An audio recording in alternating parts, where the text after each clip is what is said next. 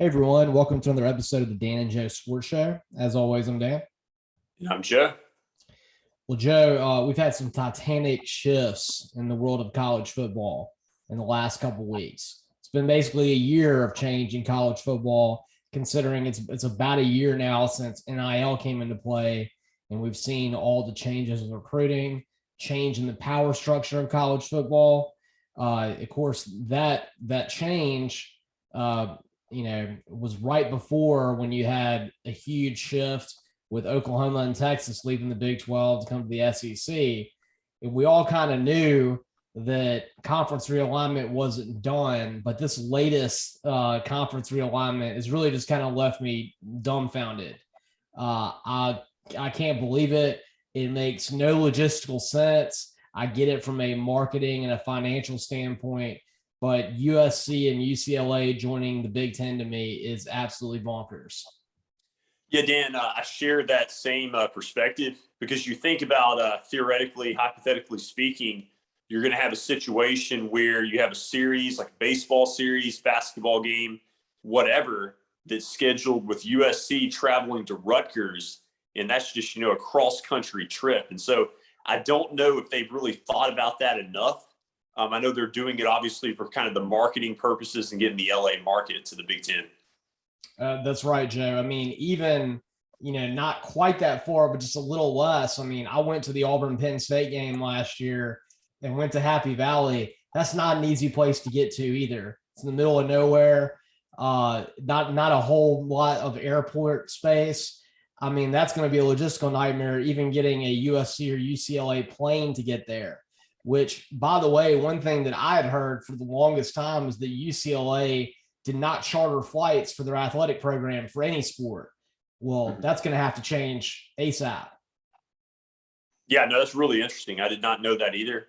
And you think about the travel, Dan, I think that over time, this may be somewhat of a competitive disadvantage for UCLA and USC because I think the travel is going to wear on both of those teams and schools, especially when it comes to sports like baseball, when you're having to travel so often, or even basketball. I mean, in basketball, in the conference schedule, you'll probably play 2 games per week.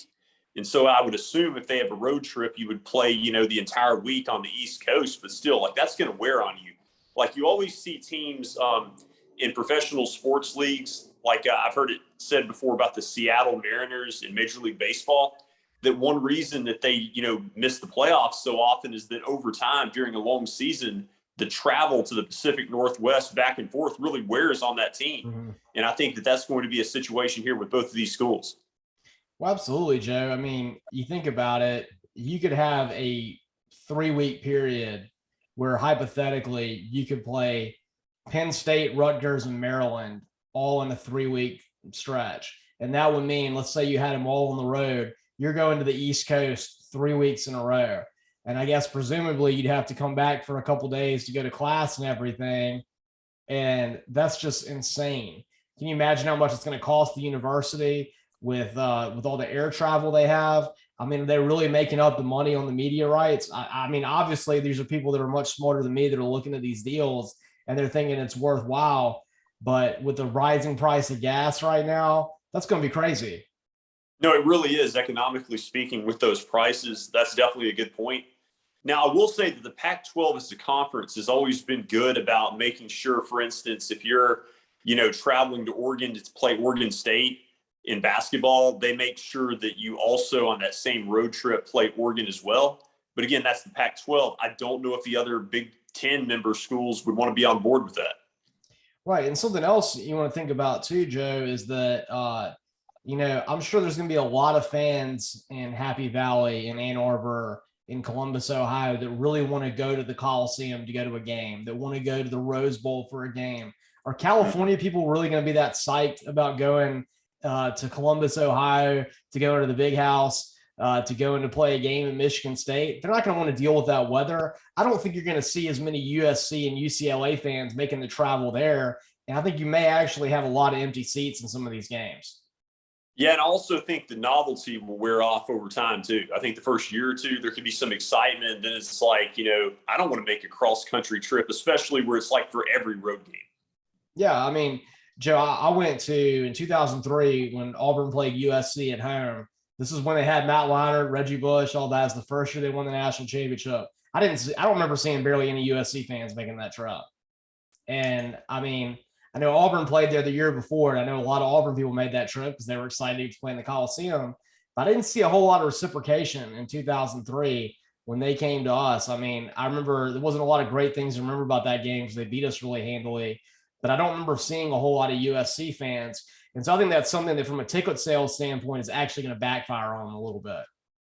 That certainly could be the case for sure. Another thing, when I was doing some research earlier tonight that kind of surprised me, we think about the marketing aspect of both of these schools and what they bring to the table with the LA media market. But I was kind of surprised with the enrollment numbers. Their enrollment numbers are obviously really good at like close to 50,000 students at both respective schools. But compared to some other Big Ten member schools, like they're not quite, that close to the top. Yeah, I mean, Ohio State is one of the top 3 largest schools in America. I think its enrollment's about 70,000, right? I mean, I think it's a little bit, it's north of that. And I think Michigan State's quite big. I know Penn State, I was shocked when I was there at how big it was. I'd never seen a campus like that. They have more than 60,000 students to go to Penn State. Yeah, you kind of think about every Big Ten school kind of being like this academically minded institution that's a little bit more smaller and exclusive. But no, it's really kind of surprised you that all of them, except for, I guess, the Northwestern, are really big. Well, it's like I remember when we were at that game, you think about it when you're in Oxford or when you're in Auburn, taking a walk from the stadium to go to something to see on campus isn't that big of a deal. I mean, it might be 15 minutes, it might be 20 minutes. Well, we took a walk from the stadium from where we were at tailgate to go see Old Main, which is like the legendary building at Penn State, which is it's built at the geographic center of the state of Pennsylvania, this magnificent building they have. It's kind of their flagship building. It was a 45-minute walk, Joe, to get there from the stadium. It was like a 3.5 mile walk. And, you don't have 3.5 mile walks at any university I'd ever been to before. Well, if you go all the way from LA on a plane to Happy Valley and then you got to walk, that long, that's definitely not going to have people too happy. Yeah, that's true. So, I mean, it's definitely, I think that I understand why they did it. Of course, all these things are done by television markets and television deals, and that's who dictates these. But I think it's going to be bad for the student athletes. I think that you're right. I think the novelty is going to wear out for the fans real quick. And, there's a lot of fun that gets poked at the Pac-12. I've made my jokes about the Pac-12 before too, the Conference of Champions. But I hate to see it go, though. I mean, to me, it was a necessary conference. It made sense. It's one of the oldest conferences. I believe that it started in the 1920s, and that I think Oregon, it was Oregon, Washington, I think Oregon State and Cal are like the charter members of it.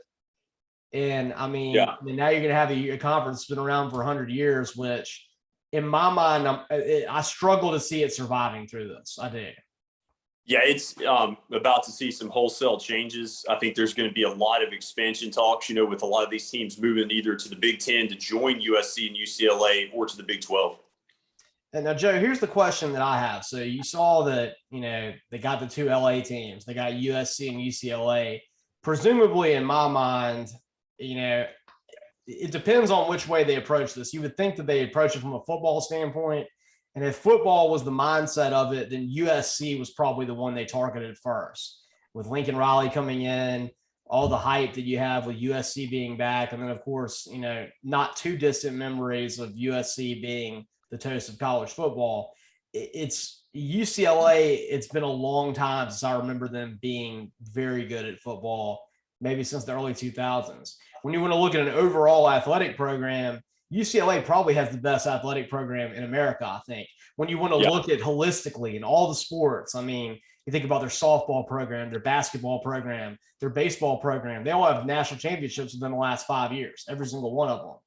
And then, from other things like, they're going to have sports that you don't know about they're good at, like water polo, volleyball, these kind of things. And it's something that it's great at. But for this kind of move, you got to think that football is the thought process with it. So I think it's almost like USC said, we'll go, but only if you take UCLA. Yeah, they didn't want to, deconstruct that rivalry, and then also just makes so much sense with them staying in the same conference. At least those two schools will have a short road trip when they play each other. Yeah, be the only time that they have an easy trip. Otherwise, it's going to be awful. I mean, I was thinking about it the other day. I was talking with my wife. I guess the closest game that they could play would be Nebraska, right? Oh wow, yeah, I didn't think about that. Yeah, I mean, and I remember when that move happened, and Nebraska joined the Big Ten. That seemed like a big jump to me. That seemed like, wow. I mean, Nebraska, that's totally Big 12. Like, why would they ever join the Big Ten? And yeah, they ruined it for everybody. They're kind of that domino effect. Nebraska did ruin it for everyone. And Joe, you wonder now, like, I mean, what's about 20 years since that happened? If you think 20 years from now, is Nebraska really in a better place than they were 20 years ago? Yeah, it seems like it's been all downhill with their football program from there. Well, I think didn't they move after the 2009 season? So I said 20 years. Joe, you're right. That's more like about 13 years ago because the last year they were there was the Ndamukong Suh year where they lost in the Big 12 championship to Texas, right? Yes, and that was really the last time that their football program has been, that relevant outside of just talking about the coaching hires. Yeah, that's true. I mean, it's been a complete, it's been a complete dumpster fire since then. It's like them and Tennessee kind of fell apart at the same time, and neither one of them has been able to get it back. And two of the classic programs in college football. I guess Nebraska is still a little bit closer to success than where Tennessee is. But yeah, I mean, ever since they moved to the Big Ten, I don't even know they've had a year where they won 8 games. Yeah, it's hard pressed to think of it. You're right. So it's kind of funny that it's almost like Nebraska right now is getting karmic retribution for destroying the game that we love and messing all these conferences up by they have some kind of curse put on them where they're never going to be good at football again. It seems that way. Something about the cornfields, I guess. And Joe, on the other side of that, their partner in crime that began this whole conference realignment thing, Colorado, they were really good in the early 2000s and the late 90s. They hadn't done anything since then either. That's true. And really not in any sport. Like I can think of maybe Colorado going to the Pac-12 championship game one time, but like, their basketball program, I don't even think they have a baseball program. It's, Nebraska doesn't do anything in basketball or baseball either. Yeah, it's interesting. It's like all the major sports, they haven't had anything. And Colorado was one that was good at a lot of sports. I mean, in the mid-90s, they had Chauncey Billups. They had a really great basketball program. Of course, like I said, they almost won the national championship in the late 90s and early 2000s. They did win a national championship, I want to say, in like 1990 in college football. And since they joined the Pac-12, things went by the wayside. It ended kind of poetic justice that they ditched on the Big 12 to go to the Pac-12, and now the Pac-12 is no longer going to be in existence. And it's completely possible that they have to get reabsorbed by the Big 12 in order to actually be in a Power 5 conference. Quite the irony there, for sure. Yeah. And so with that being said, Joe, last year, this same time when you and I were digesting Oklahoma and Texas being in the SEC, we were asking ourselves, does the Big 12 survive this? Obviously, those are the major brands of the Big 12. I mean, there's other brands that are good. Oklahoma State's a solid brand. Baylor wasn't for a long time, but it's become a very good brand. And now they're one of the best in both college basketball and college football. Kansas State became a good one only because of Bill Snyder, essentially, and a little bit on the basketball side of it with Frank Martin. But really, outside of that, and in Kansas basketball, the Big 12 was heavily reliant on Texas and Oklahoma. And when they left, I was worried about what happened to them. You bring in what? You bring in Houston, UCF, BYU. BYU's worth a lot. That's a big fish right there. But they're not making up near what you lose in Oklahoma and Texas. And now the question is, does the Big 12, keep themselves in this age where it's starting to look more and more like you're going to have two conferences, the Big 10 and the SEC? Did they make a move to, nab some of these other Pac-12 teams and keep their existence in the same vein, destroy the Pac-12? I think they're going to have to, Dan, develop that sense of urgency if they want to salvage their conference and stay afloat. Because otherwise, with the schools they've added, you're right, it's huge to add a BYU, but you're really most relevant right now when it comes to college basketball because you've got Kansas, you've got Baylor, you've got BYU, Cincinnati's been to a Final Four in their history. Houston's been to the Final Four a couple of years ago. Looks like, they could win a national championship any given year over the next couple of years. And so basketball is great, maybe never been better as a conference, but football, I mean, you definitely got to have some expansion if you're going to stay relevant.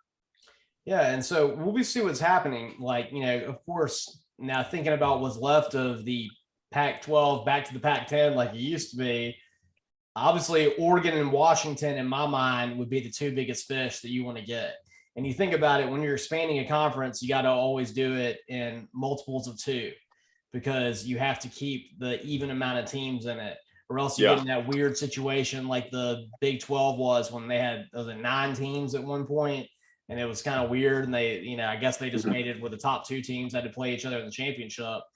Yeah. In my mind, what happens with Oregon and Washington? You feel like if Oregon and Washington were to have gone to the Big 10, this would have all been part of the same package deal, I feel like. But they got left out. So is that going to be someone who's going to go to the Big 12? Is it possible that you see the SEC make another reach? Doubtful with how much they're having to put into that. Or does the Big 12 go out and nab those 2 programs? It's hard to say, because you still hear speculation that Oregon and Washington want to join the Big 10. But you're right. At this point, you would almost be the leftovers, to join the conference at this point. And so I feel like you're going to see something happen. Like, it's either you're going to see Washington and Oregon make a move, or you'll see these other Pac-12 teams that are still left that are like, we've got to get out now. We can't just rely on, Oregon and Washington to kind of salvage the relevancy of this conference. They may move down the road. Well, Joe, and what's interesting too, you always talk about the be careful what you wish for, right? Yeah. With we started it off talking about Nebraska and Colorado. They wanted to get out. The Big 12 wasn't good to them, so Nebraska went up to the Big 10. Colorado went out to the Pac-12, and things went bad for them. USC a year ago, is the greatest thing ever. Lincoln Riley's in here.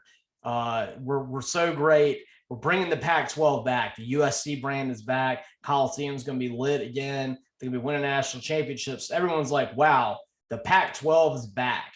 Look how Lincoln Riley saved the Pac-12. And now it's like this was like a precursor to the end of the Pac-12. And it's almost like you wonder if this was part of the sell job that was brought to Lincoln Riley when USC came calling was, hey, people are going to say that you're trying to escape from the SEC, that you're scared of Alabama, Georgia, Auburn, LSU, et cetera, et cetera. But really what's going to happen is you're going to get paid all this money. We're going to throw dump trucks of money at you. And actually what you're going to do is we're going to be able to afford this because USC is going to join the Big 10 if they have your name associated with the football program. Not very far-fetched, is it? No, it's really not, Dan. It almost feels like a level of premeditation. And, that may have been what spurred the move for him to go out to Los Angeles when you kind of put all factors in the air.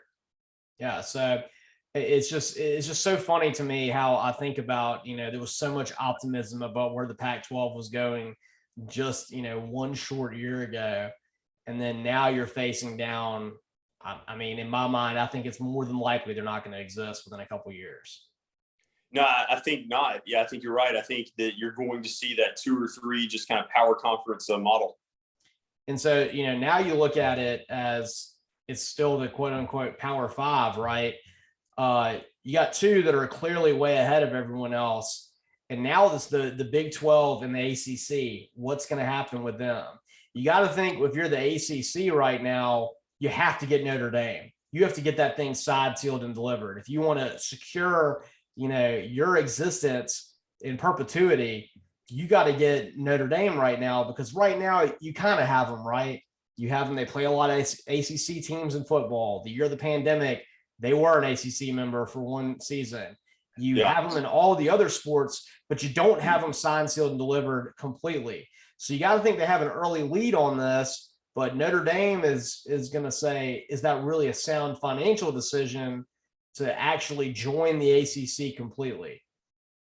Mm-hmm. Yeah, that's the big question. Now, we do see, on a different level, obviously, not quite the same prestige maybe as Notre Dame doing it, but, pretty interesting too. BYU going from independent to joining the Big 12, so maybe that kind of sets that precedent for Notre Dame.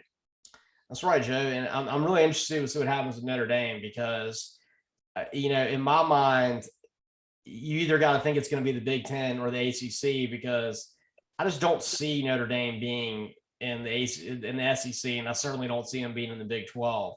So I would think if they make that decision, it's going to be one or the other.